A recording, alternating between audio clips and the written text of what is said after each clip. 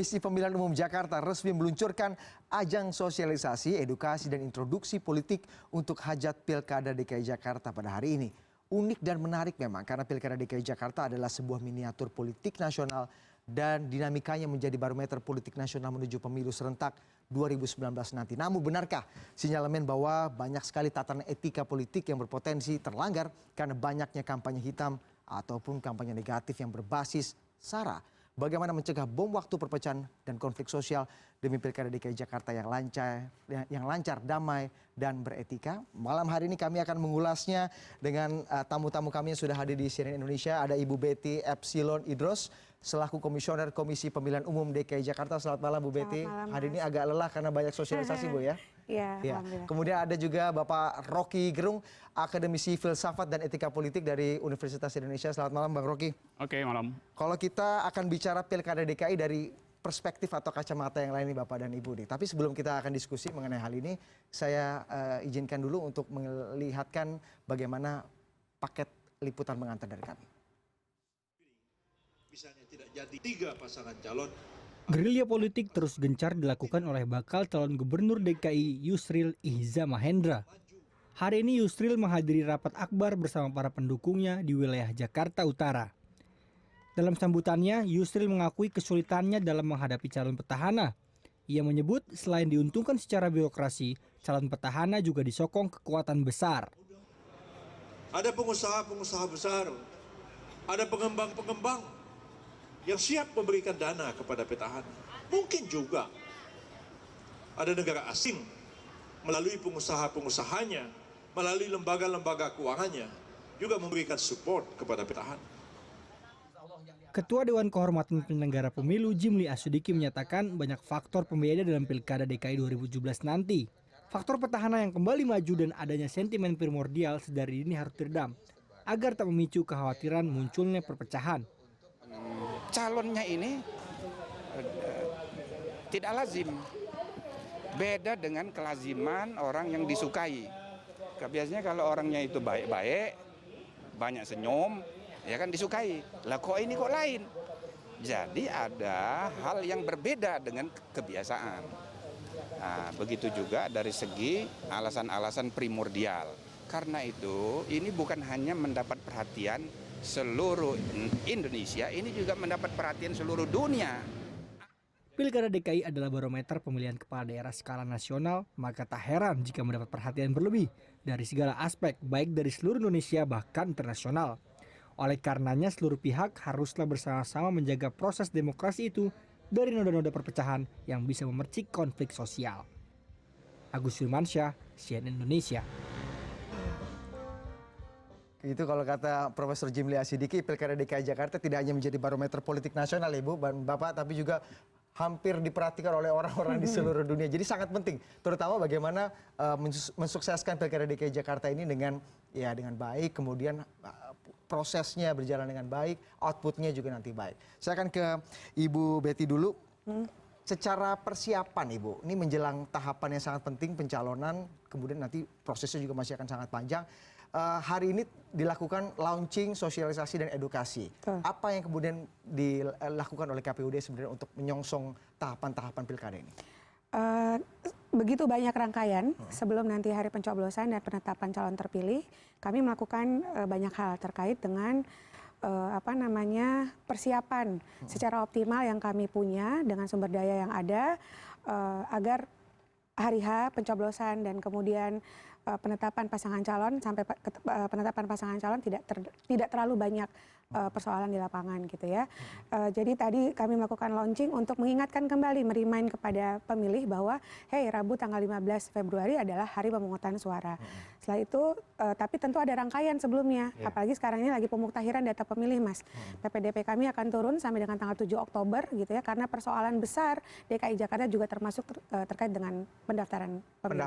Pendaftaran calon atau pendaftaran pemilih? Pendaftaran pemilih nanti sampai dengan tanggal 7 Oktober, calon itu tinggal 4 hari lagi. Dia datang ke kantor kami dari tanggal 21 sampai dengan tanggal 23. Yang dikhususkan dalam edukasi dan sosialisasi politik dari KPUD ini apa Ibu?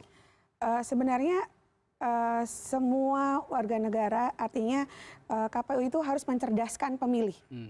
Mencerdaskan pemilih artinya satu, mengingatkan kembali tanggal 15 Februari, kedua, pilih dengan sadar gitu ya, lalu kemudian kenali calon-calon yang akan Anda pilih gitu. Lalu bertanggung jawab atas pilihan yang akan diambil. Oke, kalau tadi kita bicara mengenai persoalan-persoalan teknis, Bung Rocky, ternyata memang tahapannya masih jauh dan prosesnya juga masih panjang, Ibu. Tapi harus dari sekarang kita mulai ya, sosialisasi, edukasi masyarakat, terutama terkait dengan partisipasi dan lain-lain. Itu tadi secara teknis, Bung Rocky. Kalau secara praksis, dinamika politiknya, kemudian di lapangannya, di masyarakatnya, bagaimana perspektif Anda tentang Pilkada DKI Jakarta ini menjelang pencalonan Bung Rocky ini 2 hari lagi, tapi dijawabnya kayaknya lebih asik kalau di segmen berikutnya. Kami akan segera kembali usai jeda berikut ini.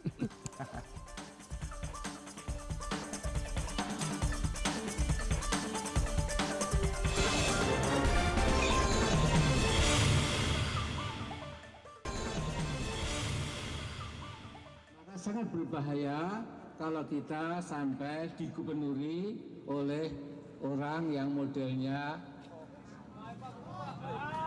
benci sama orang kecil.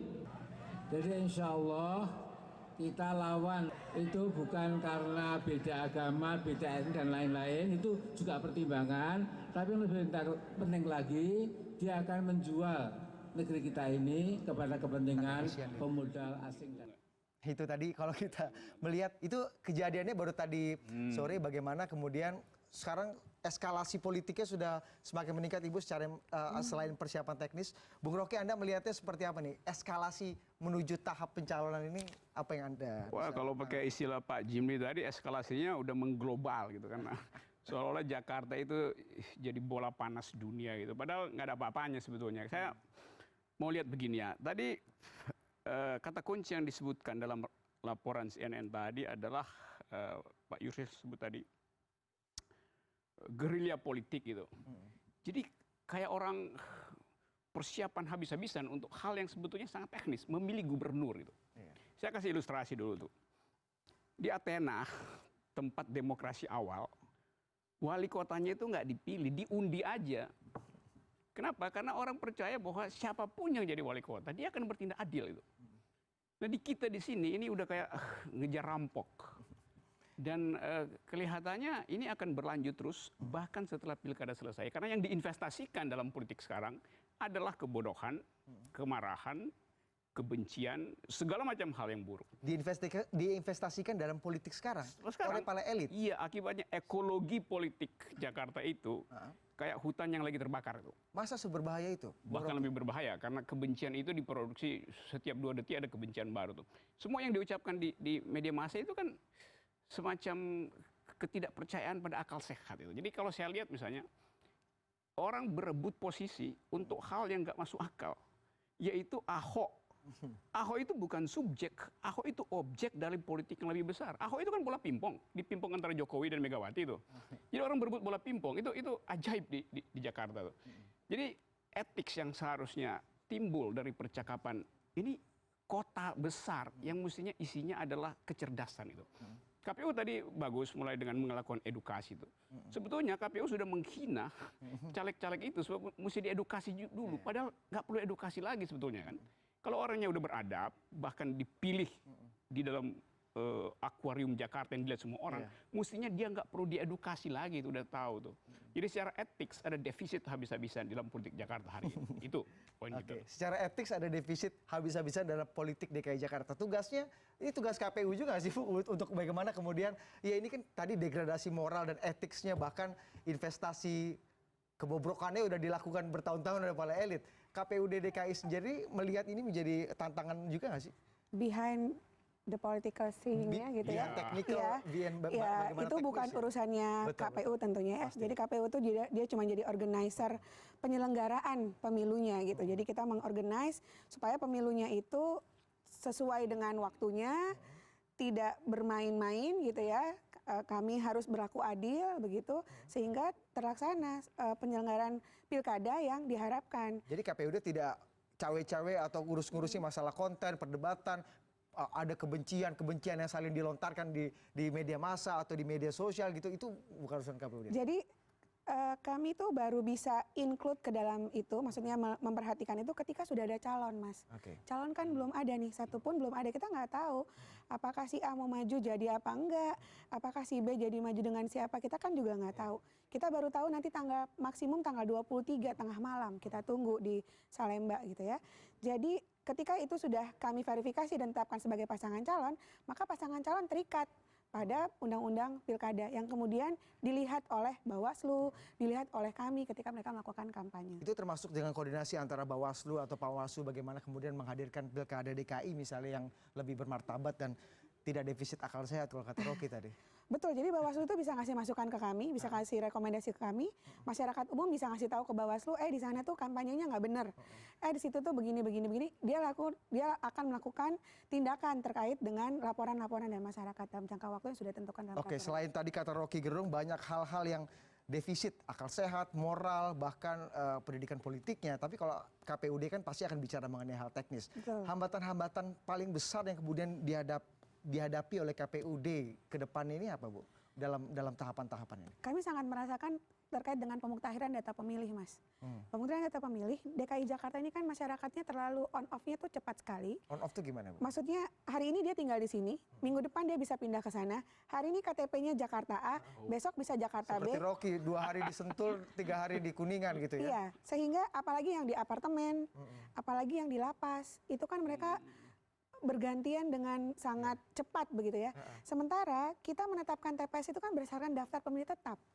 Nah, ketika mereka berganti terus itu dan kemudian tiba-tiba pas hari bilang saya kok belum terdaftar gitu, itu yang agak. Dampaknya pada partisipasi atau dampak bisa berdampak yang lebih besar lagi itu? Tentu sangat berdampak pada partisipasi. Lalu yang kedua, Target partisipasi KPUD berapa, Bu? secara nasional itu 77,5%. Dari mana? Kemudian angka 77,5% Itu ini dari- dianggap sebagian orang terlalu optimistik, sebagian lagi menganggap sangat pesimis gitu. Waktu Pilpres terakhir DKI Jakarta itu 73%, Mas. Pilpres, tapi Pileg 68% doang. Hanya 68%. Untuk Pilkada Pilgub 2017 itu targetnya target nasional karena kan ini kan pilkada serentak yang ditetapkan oleh RPJMN 77,5% termasuk DKI Jakarta. Jadi 77,5% itu memang PR berat buat kita semua, tidak hanya KPU untuk mencapai tingkat partisipasi itu. Itu tadi, partisipasi diawali dengan pemutakhiran data yang benar ya, termasuk juga bagaimana pendidikan politik. Kalau orang nggak care sama politik kan juga nggak mungkin milih ya Bung Rocky ya. Kemudian ini kan jadi masalah-masalah juga, apa sih yang kemudian kalau kita lihat orang jadi antipati atau mungkin optimis dengan politik karena memang elitnya bisa menghadirkan harapan atau mencontohkan tadi Anda katakan defisit akal sehat. Dari perspektif yang berkembang saat ini menurut Anda, apakah perdebatan yang ada itu masuk perdebatan-perdebatan yang sangat membangun secara politik? Nggak ada, kita tidak mendengar satu kalimat pun yang sifatnya debat gitu. Debat artinya ada ide yang diproduksi, lalu ada pembicaraan yang bermutu mendalam. Yang ada tadi caci maki itu. Jadi kalau kita lihat dari udara pakai drone misalnya, Jakarta tuh bersih. Kalinya bersih itu. Walaupun saya masih bisa tanya, sampahnya kemana? Kok kali bisa bersih? Kalau sampahnya dibuang ke kota yang lain, itu artinya Jakarta bukan bersih, tapi membuang sampah ke kota lain. Jadi Jakarta juga adalah pembuang sampah, penyampah sebetulnya tuh. Supaya agak fair gitu ya. Tapi kalau oke lah kita anggap secara kasat mata ada yang bersih di Jakarta, yaitu kali. Tapi politiknya kotor. Mana yang lebih penting buat ibu kota? Kali yang bersih atau politik yang bersih? Gitu? Politik kotor itu indikasinya seperti apa? Indikasinya gampang. Anda bikin konten analisis hari ini sampai 2 detik terakhir tadi, Anda akan lihat bahwa yang bertarung itu antara grup Pongah dan grup Dungu itu. Jadi bayangin Jakarta dikepung oleh Kepongan dan Kedunguan dalam blocking semacam itu. Oleh karena itu kita perlu jalan baru, jalan ketiga, yaitu jalan akal sehat. Ini mesti ditinggalkan konfrontasi Kepongan dan Kedunguan ini. Ini kontribusinya hanya dari elit atau dari masyarakat juga? Masyarakat dibuat pongah juga karena nggak ada, kan bayangin hari ini masih menunggu semacam misteri terucap dari mulut Ibu Megawati. Apakah Ibu Risma mau dibawa ke sini? Masih ada misteri apakah Ahok nanti akan dipanelkan dengan siapapun itu. Mungkin Ahok sekarang nggak bisa tidur, Ibu Risma juga nggak bisa tidur. Jadi Jakarta dibuat tegang oleh permainan tokoh-tokoh di atas yang Anda sebut elit tadi. Oke. Saya sebut tadi Ahok itu belut, licin. Tapi yang ngepung dia juga cacing gitu. Tapi yang di atasnya juga mempermainkan cacing dan belut ini. Jadi Ahok sebetulnya dia bukan tokoh, dia adalah alat permainan antara dua tokoh besar. Tapi bagaimanapun Ahok menjadi alat permainan seperti kata Anda, tapi masyarakat sangat menikmati, terutama kalau kita lihat lalu lintas percakapan di sosial media itu bagaimana pembahasan pilkada DKI dengan segala pernak-pernik itu luar biasa. Itu menandakan ada penurunan mutu demokrasi di Jakarta sehingga masyarakat nggak mampu lagi untuk bicara hal yang konsepsional. Penurunan mutu demokrasi dari kita bisa capture dari percakapan masyarakat di sosial media misalnya. Dan untuk mengetahui kali ini seberapa tinggi lalu lintas percakapan atau perdebatan terkait pilkada DKI Jakarta dengan segala jenis sentimennya termasuk hal sara yang selama ini kita hindari, tapi ternyata ini masih jadi bahan yang menarik untuk dibahas di sosial media terutama. Kita saat ini sudah tersambung melalui telepon dengan Jose Rizal, Direktur Eksekutif Lembaga Survei Politika Wave. Selamat malam Bang Jose. Malam Mas Budi. Kalau kita lihat ini percakapan lalu lintas di sosial media terkait, kita bicara mengenai tadi kan sudah ada kritik habis-habisan dari Bung Rocky bahwa selama ini perdebatan mengenai pilkada DKI Jakarta tuh mutunya sangat rendah sekali gitu. Hanya mengenai sara misalnya atau drama-drama politik, belum sampai pada tahap yang sangat revolusioner lah atau sangat baik ke depannya. Apa yang Anda tangkap dari rendahnya kualitas perdebatan ini nih, Bung Jose? Ya, jadi kalau saya dengarkan tadi dari Bung Riki dan juga dari Bu Betty ya, memang ada dua hal. Yang pertama, dari percakapan di media sosial tuh ya benar bahwa sekarang terjadi lebih banyak caci makinya daripada adu idenya.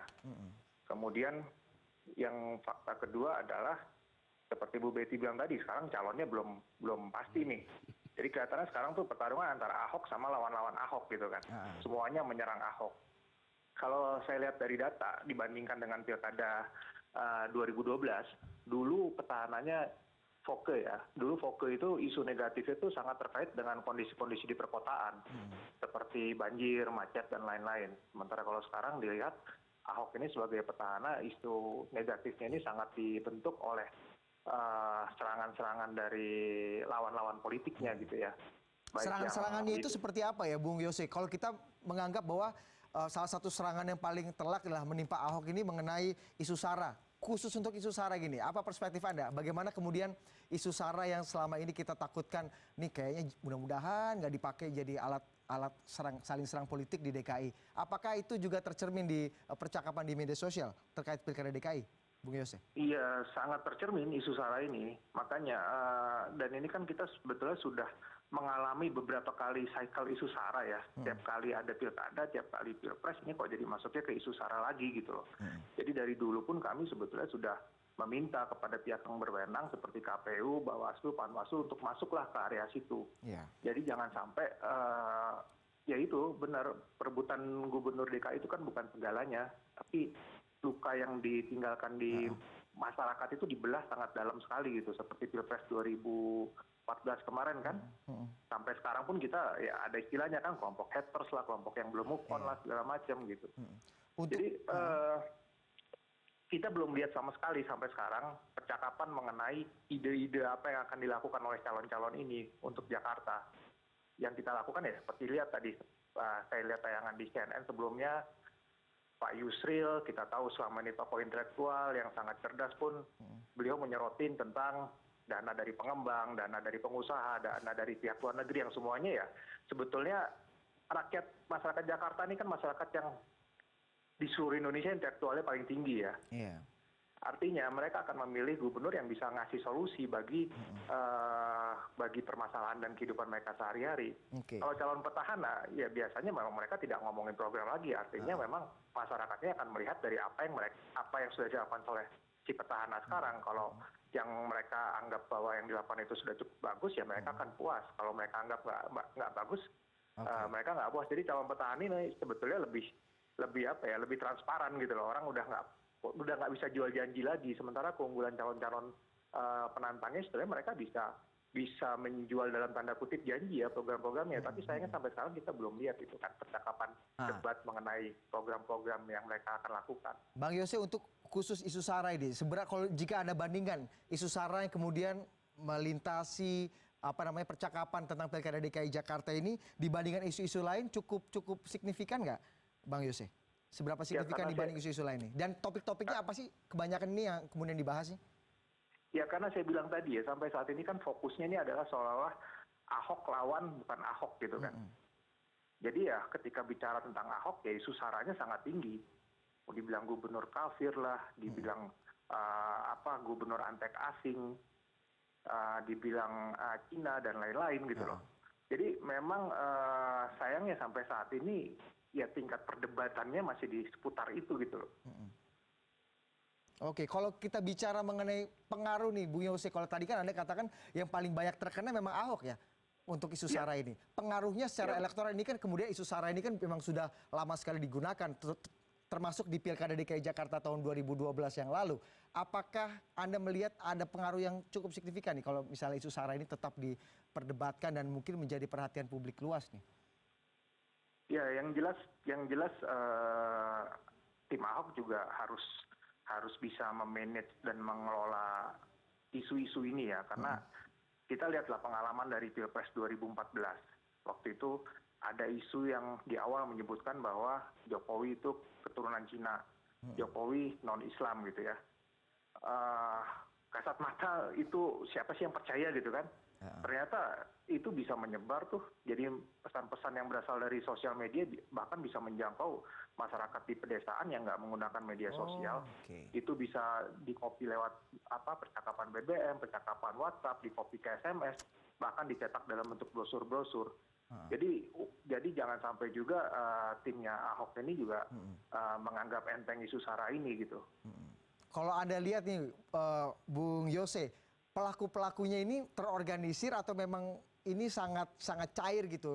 Memang ini menjadi topik yang sangat diminati oleh masyarakat. Jadi masyarakat, para netizen ini terus-menerus nih melakukan percakapan mengenai quote-unquote isu SARA ini. Iya. Ya ada dua ya, tapi memang yang paling besar sebetulnya kalau dari struktur data ini terorganisir. Yang cair itu sebetulnya nggak banyak. Nah, saya beberapa kali juga diskusi dengan mungkin ada ibu dari KPU ya Bu ya. Kadang-kadang beranggapan bahwa wah ini kita nggak bisa tindak kalau bukan tim sukses yang melakukan gitu kan, atau akun-akun yang terkait tim sukses. Nah sebetulnya itu bisa dilihat dari social networking ya kalau kita mau agak capek gitu ya melakukan analisa. Artinya biasanya isu-isu SARA tuh dihembuskan oleh akun-akun yang pseudonim atau anonim, atau akun-akun yang nggak jelas identitasnya. Dan sampai situ sebetulnya belum berbahaya, karena biasanya akun-akun ini juga nggak punya pendukung real. Nah, ini akan jadi berbahaya ketika diviralkan oleh akun-akun real. Nah, di situ biasanya mulai bisa deteksi tuh akun-akun itu terkait dengan partai mana, akun-akun itu terkait dengan kandidat mana. Jadi saya rasa kita sudah punya beberapa kali pengalaman pahit gitu ya dengan isu SARA, terutama di media sosial. Ya pihak-pihak berwenang harus mulailah masuk ke area situ gitu. Jangan juga menutup mata bahwa itu tidak bisa dilakukan, tidak bisa ditindak dan lain-lain. Sementara kejahatannya terus terjadi, yang kata Bang Rocky tadi setiap 2 detik kan. Gitu. Ada kebencian terus dikeluarkan di sosial media. Tapi kalau menurut Anda memang di era politik modern seperti saat ini, sosial media memang cukup berpengaruh ya, Bung Yose, mengenai terkait dengan elektoral, kemudian citra seorang calon dibanding metode-metode kampanye lainnya gitu ya? Sebetulnya tidak bisa dibandingkan, artinya semua metode ini saling melengkapi. Kami punya pengalaman implisit di media sosial itu dari Pilkada 2012 ya. Itu di saat hampir semua lembaga survei pada waktu itu mengeluarkan rilis terakhir bahwa Foke menang di putaran pertama, itu melalui percakapan media sosial kita bisa baca bahwa Jokowi Ahok yang menang. Waktu Pilpres 2014 pun sebelum pencoblosan kita sudah keluarkan rilis bahwa Jokowi Ahok menang 53,8%, itu cuma beda 0,69% dari hasil real KPU. Artinya apa? Artinya sosial media ini juga bisa jadi barometer untuk membaca persepsi yang terjadi di masyarakat. Baik. Oke deh kalau gitu Bung Yose, terima kasih atas perbincangannya malam hari ini. Mudah-mudahan isu SARA yang tadi Anda katakan cukup menyita perhatian dan cukup dibicarakan ini secara hangat di media sosial, ini tidak terpengaruh banyak lah ya sampai ke politik real di lapangan, sehingga masyarakat bisa memilih secara benar lah dengan pilihan-pilihan yang tepat, tidak dengan isu sara. Terima kasih sekali lagi Bung Yose Rizal atas perbincangannya malam hari ini. Saya akan kembali ke Bu Betty. Ini real Bu Betty, bahwa tadi Bung Rocky tadi mengatakan bahwa memang setiap 2 detik kebencian itu dilontarkan. Tapi kan ini data yang real sekali dari pantauan terkait sosial media. Selama ini KPUD masuk nggak sih Bu ke area-area yang kabarnya ini belum terjangkau oleh para penyelenggara pemilu sebelumnya? Tapi kayaknya lebih asik kalau dijawabnya usai jeda berikut ini. Kami akan lagi-lagi kembali usai jeda berikut ini. Oke.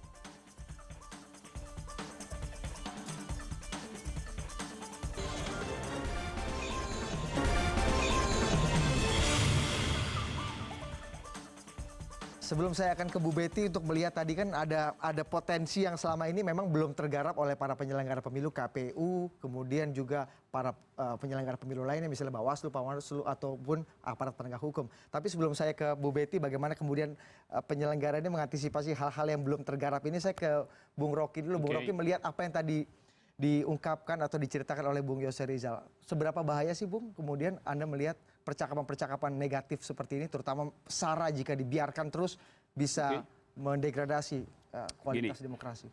SARA itu isu sekunder. Dia nggak akan jadi apa-apa kalau nggak ada problem ekonomi itu. Jadi yang diedarin di Jakarta sebetulnya adalah isu SARA yang potensial jadi masalah kelas, konfrontasi ekonomi itu. Kalau kita ucapin sesuatu yang bersifat SARA, kita mesti periksa dasarnya apa itu. Kemarahan etnis kah? Atau dia menyangkut ketidakadilan, rasa tidak adil yang dialami oleh rakyat bawah. Kita bisa rumusin itu sebagai SARA, tapi sebetulnya dia bukan SARA. Kalau dia datang dari semacam social unrest, protes terhadap ketidakadilan, penggusuran, caci maki pejabat itu yang menyakiti hati itu. Jadi SARA itu saluran dari ketidakadilan sosial sebetulnya.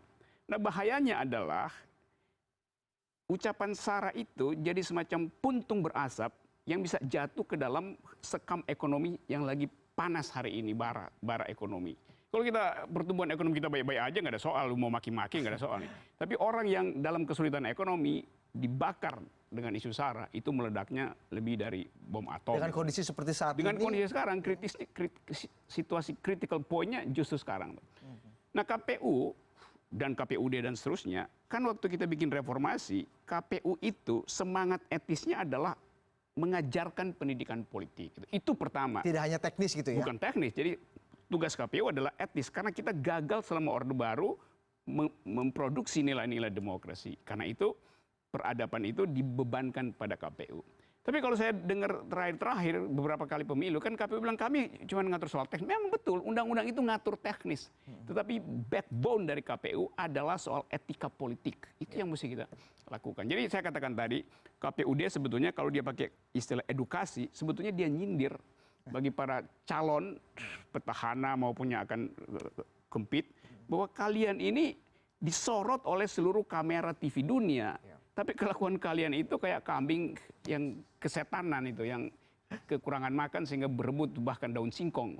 Itu problemnya. Tapi secara politik Anda yakin nggak sih kemudian masyarakat DKI Jakarta yang katanya paling maju secara intelektual ini sangat bisa terpengaruh dan digoyang dengan isu SARA ini? Bahkan kalau kita lihat hampir setiap sholat Jumat sekarang banyak sekali masjid-masjid yang memasukkan konten politik. Benar, karena tadi disparitas kelasnya tinggi sekali itu. Kalau coba kita bongkar cepat-cepat misalnya, kalau Anda disebut Cina itu, iya, etnis Cina itu terpisah secara kelas. Ada yang sangat miskin, ada yang sangat kaya, yang begitu ada isu ras semacam itu dalam 20 menit udah ada di bandara Soekarno-Hatta, terbang itu.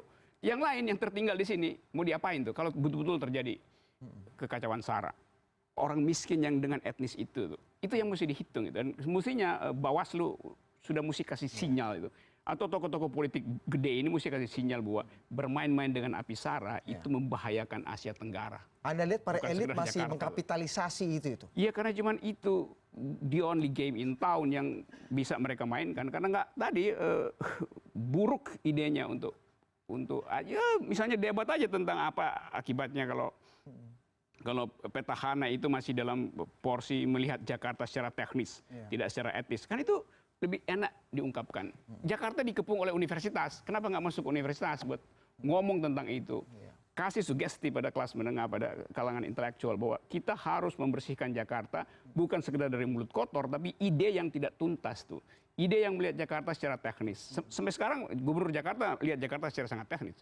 Dan ucapan Ahok misalnya yang terus-menerus mengatakan saya nggak peduli HAM karena saya lebih suka membunuh 2.000 orang demi 2 juta orang, itu benar-benar penghinaan terhadap akal sehat Jakarta citizen. Itu yang harus diperdebatkan. Itu yang mesti didebatin. Atau dia bilang udah saya mau bakar aja, siram pakai bensin demonstran. Baik. Itu datang dari semacam ketidakmampuan untuk melihat soal ibu kota secara etis. Baik, Bu Betty gimana? Ya, tadi saya sepakat dengan Prof bahwa kami melakukan kerja-kerja teknis untuk penyelenggaraan, tapi juga melakukan sosialisasi dan pendidikan pemilih.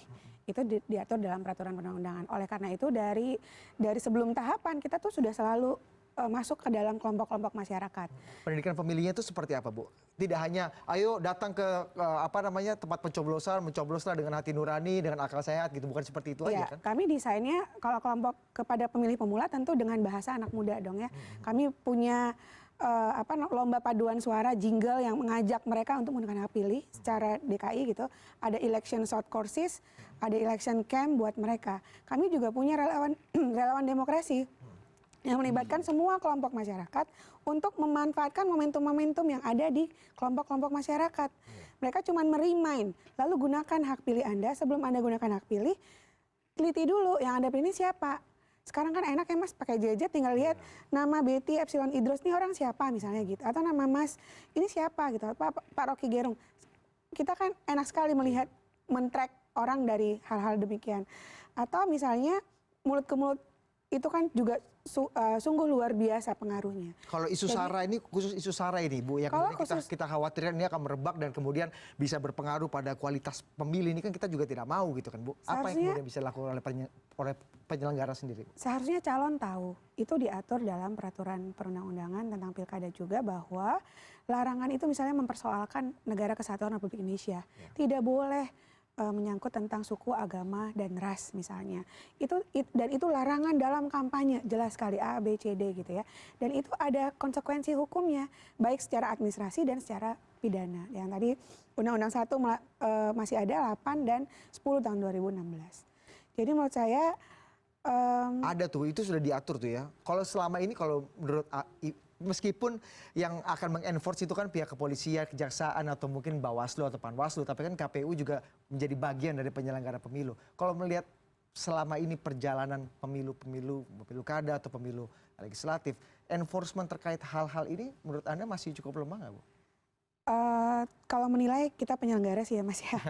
Masa melihat diri sendiri? Iya, nanti nggak objektif. Tapi artinya begini, ada sentra Gakumdu, itu ada Bawaslu di situ, ada kejaksaan dan ada kepolisian. Seharusnya ketika ada masukan dari masyarakat, karena kan mereka kan kampanye bisa kemana saja dengan cara apa saja dalam masa kampanye sudah ditentukan. Mereka harus lapor misalnya. Terus kemudian di dalam itu termuat tidak boleh misalnya kampanye di dalam rumah ibadah misalnya. Itu kan temuan-temuan yang seharusnya dapat ditindaklanjuti. Itu sudah diatur Ibu, tidak boleh dalam forum-forum peribadahan tuh nggak boleh kampanye di dalam tempat hate speech gitu misalnya memasukkan unsur politik dalam khotbah atau dalam seperti itu tidak boleh. Khotbah sholat Jumat misalnya. Artinya begini, kalau mereka melakukan kampanye dalam rumah ibadah tidak boleh, dalam lembaga pendidikan tidak boleh gitu ya. Itu kan sebenarnya sudah diatur gitu. Jadi ketika itu ditemukan oleh konstituen atau masyarakat gitu, mereka seyogianya melaporkan, memberikan alat bukti, lalu kemudian dapat ditindaklanjuti. Kami ini menerima rekomendasi saja Mas dari Bawaslu untuk menyatakan ini tolong ditindaklanjuti karena memang poinnya mereka yang punya porsi untuk melakukan tindakan-tindakan. Tapi selama ini memang mengaku atau mungkin merasa kesulitan nggak sih Bu masuk ke area-area yang dikatakan oleh Bang Yose Rizal tadi bahwa memang ini ada potensi yang besar untuk berbahaya. Kan tadi kita kan kalau kata Bung Rocky Gerung, KPUD itu kan atau KPU penyelenggara pemilu tidak hanya menyelenggarakan pemilu secara teknis tapi juga memberikan pendidikan demokrasi bagi masyarakat. Sulit nggak sih Bu titik-titik ini terjangkau atau tidak terjangkau atau sulit terjangkau karena peraturannya memang kalau tadi kata Pak Yose Rizal gitu ya, campaign tapi dilakukan bukan bagian dari tim. Dia bisa sangat sporadis melakukan campaign, black campaign misalnya begitu. Kami punya riset Mas, waktu pileg 2014 kemarin tidak bisa misalnya kita menangani politik uang secara lebih optimal. Kenapa? Karena dalam undang-undang itu yang mendapatkan sanksi itu adalah pasangan calon dan tim kampanye. Tapi perantara antara pasangan calon dan tim kampanye itu tidak termaktub mereka sebagai subjek yang dapat dikenai tindakan pidana menurut undang-undang. Jadi dalam riset itu menyatakan kelemahan undang-undang pileg kemarin adalah seharusnya setiap orang dong ketika melakukan politik uang seharusnya dia kena juga gitu. Tapi dalam undang-undang itu tidak hanya terbatas pada pasangan calon dan tim kampanye. Tim kampanye itu kan terdaftar Mas. Yang tidak terdaftar gimana? Nah itu yang kemudian dalam peraturan-peraturan sendiri memang agak susah untuk bisa menelisik hal ini Bu ya, termasuk peraturan KPUD sih kan, KPU kan punya peraturan PKPU atau PKPUD gitu kan, itu juga sulit untuk menjangkau hal-hal ini Bu. KPU nggak boleh bikin peraturan KPU RI maksudnya ya, tidak boleh bikin peraturan KPU yang menurut undang-undang tidak ada atau bertentangan dengan undang-undang. Dengan segala kelemahan dan kekurangan hukum, peraturan, prosedur ini Bung Rocky, gimana kita menyuntikkan atau menginjeksi akal sehat gini Bung Rocky dalam proses pilkada tidak hanya di DKI pastinya ya, di seluruh di Indonesia ada 101 pilkada serentak yang akan dilaksanakan pada Februari 2017 mendatang. Gimana nih Bung Rocky kemudian menginjeksi apa yang tadi Anda katakan akal sehat itu? Kita mesti ingat bahwa kota itu infrastrukturnya bukan ketertiban, bukan juga kebersihan itu, tetapi solidaritas itu. Itu artinya kota. Karena kota itu bukan hunian, kota itu dialami oleh setiap orang sehingga setiap orang tidak bisa diatur secara teknis. Udah supaya Anda bersih, Anda tinggal di rumah susun, ya secara teknis selesai. Tapi rasa dia dengan pengalaman dia dengan kehidupan awalnya itu nggak dia rasakan di situ. Kota itu didirikan oleh para pendatang yang awalnya memang liar. Setiap kota didirikan oleh orang liar. Itu yang mesti dipahami dulu. Karena itu dia mesti ditangani secara etis. Misalnya begini, kenapa tidak membayangkan membangun kebun atau tanaman yang bisa dikonsumsi? Sebut aja kebun sayur warga itu. Imajinasi itu nggak keluar dari siapapun, petahana maupun penantangnya tuh. Yang ada imajinasi untuk berebut reklamasi kan sama aja antara yang tidak setuju dan yang setuju tuh. Tapi nggak ada keterangan lain untuk mengakrabkan persaudaraan warga itu. Jadi saya anjurkan supaya jangan memilih pemimpin yang tidak paham cara merawat kota selain dengan menggusur itu.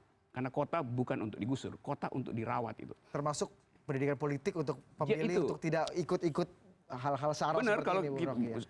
Itu yang lebih penting lagi itu. Karena dulu Ahok bisa bilang ya orang kecil juga bisa salah dan termasuk salah untuk memilih seseorang yang salah gitu. Jadi harus dua pihak gitu. Dia mungkin salah tidak punya status legal, tapi dia tidak bersalah di situ karena dia bermukim di situ tuh. Jadi konsep pemukiman itu yang mesti dimengerti oleh calon gubernur Jakarta. Tapi Anda bermukim itu ada bermukim secara sosial, secara kebudayaan, bukan sekedar soal teknis. Dengan kualitas prakampanye seperti saat ini, pencalonan, prakampanye, debat kandidat informal, konstelasi terakhir, Anda memprediksi bahwa Pilkada DKI Jakarta kualitasnya akan jauh lebih baik dibanding 2012 atau justru ada dekadensi? Ini kualitas yang paling buruk dalam sejarah Republik itu.